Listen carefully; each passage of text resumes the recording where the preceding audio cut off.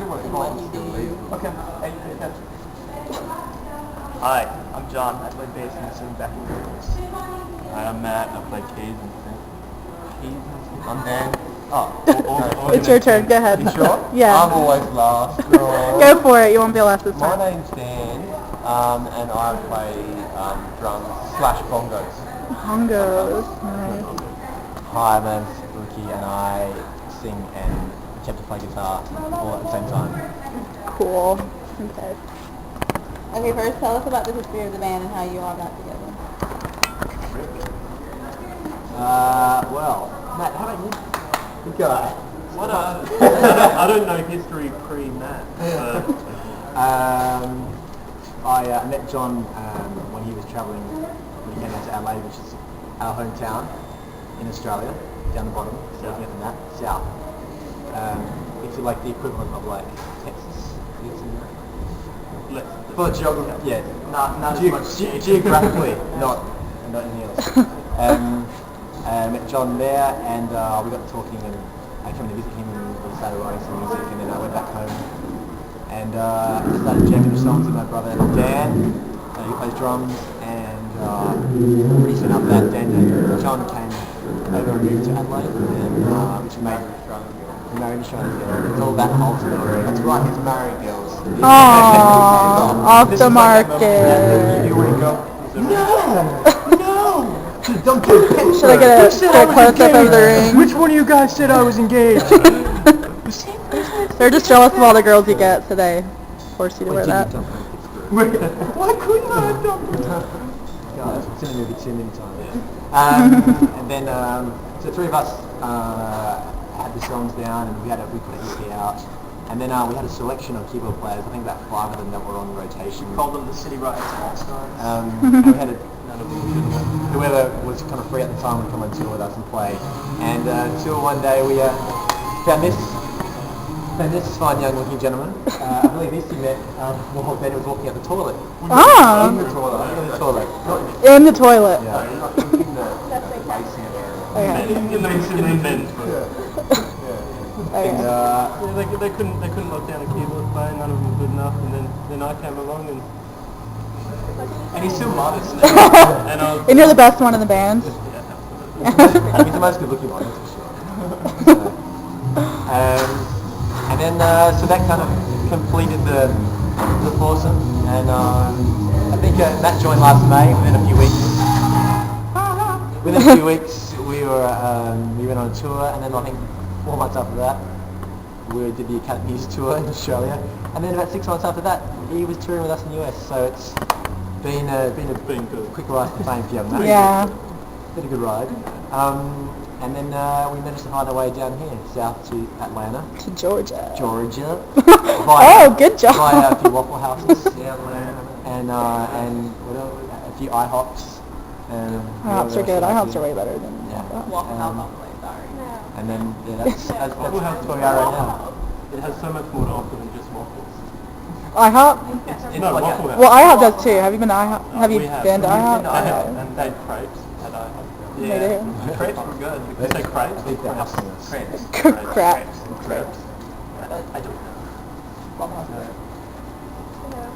I think I need to get everyone. Okay, that was good. That was a very nice history. Let's talk about the EP and the recording process and writing process of that you guys have on it. Okay. Yeah, it was actually just at the time Daniel and I recorded the EP, and we didn't have a bass player or keyboard player at the time. I had the songs written with John before I got back to Australia. The musical ideas anyway, and I didn't finish all the lyrics when I got back. And I guess the travelling kind of inspired the lyrics. And jammed the songs with my brother Dan, and then we went and recorded them, and then kind of found a bass player and keyboard player kind of from time to time to come in and play the parts, and sometimes we couldn't, so I just did it. And then we ended up putting it out ourselves through this company called MGM, and got some radio play back home and gave it a good excuse to tour. And then pretty much just as it came out, John came and started playing full time with us. So he managed to get to Australia as the song was in the radio, and then I think like 2 days after he arrived, he was like off to Melbourne and Sydney, Each on. I'd like to think that all the success really came from me, just arriving. So when good things happen, it's because I'm there. Usually it's a lucky charm. So I am like that bitch for the city. Makes sense. Again, he's married. Yeah, we'll just keep reinforcing that every question after every So it's survey. at the bottom of the interview. You should have talked like that. Yeah, we'll put it at the bottom. Alright. Well, me and my wife. And the song Signs isn't on this EP, but you can get it on iTunes. Yeah, very good. I like your research. Correct. It was recorded after the EP, and it was a song that was kind of written just after we finished recording the EP, but I kind of liked it, so I wanted to record it. And John was that was our Married. first recording. He's still married. Yeah, we went in, I guess it was like 3 months after I got that, 2 months after I got that. Right, August. It was not long. So August, ages ago. We recorded the song, and we'll eventually put something else out probably in the next 6 or 8 months, and that will probably be on. So that was the next question. And I'm married. When can we expect the full length?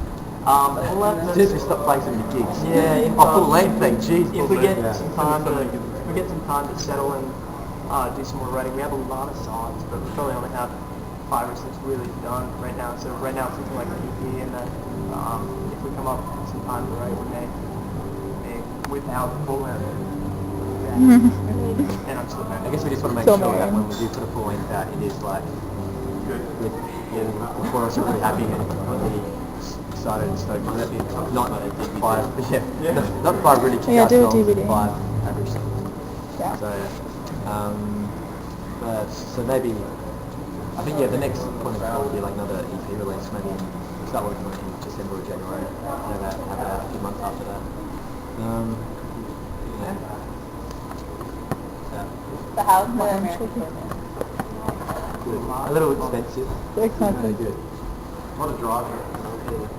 Very far away. There was a lot of controversy. Did y'all drive over from Australia? Did y'all drove? We took a raft there, and Like a minivan and turn. Well, they do have boat cars. it was a public car. Well, we ended up rowing, and our arms were really tired. But That's why it took so long to get here. yeah, it took a very long time. But no, we flew Qantas, and it was really pretty good. First class. First class, of course, all the way. So it was a long flight, and we arrived and started playing shows kind of right like the day after we got here, which was good. Got off to a quick start. Had some uptime and some downtime, and some 5-day, 6-day spans where we're not playing shows, which is cool. We just kind of get around the country. But it's been pretty productive. Would you say there's been any difference between like the U.S. fans and the Australian fans, either in like mannerisms or Fans? excitement? I get the shows. Yeah, no, I mean, there were Less less here, but like every city has their kind of their thing. Like in Australia, Melbourne, God bless you, Melbourne people, but most of them, stand in the back like this, and then they come up and they're like, "Hey, we love you guys, you're awesome." It's just like, thanks, it's really cool. And then yeah, exactly. And like, in Atlanta when we played before, kind of close to the front, enjoying it, and Richmond when we played before, right up, in front of the barrier. So it depends, The people are pretty accepting here, though, pretty keen on the music. Are there any bands that you guys are listening to now that might not be as popular that you think people should check out, maybe from your hometowns or? Yes. Yeah, this is bad for the Academy year. Who were they? There's heaps and heaps of great music in Australia at the moment, and especially coming out of Adelaide, where we're from. Sorry, we can't hear you. There's a lot of good music, but I don't know, sometimes it's a little hard to get yourself heard.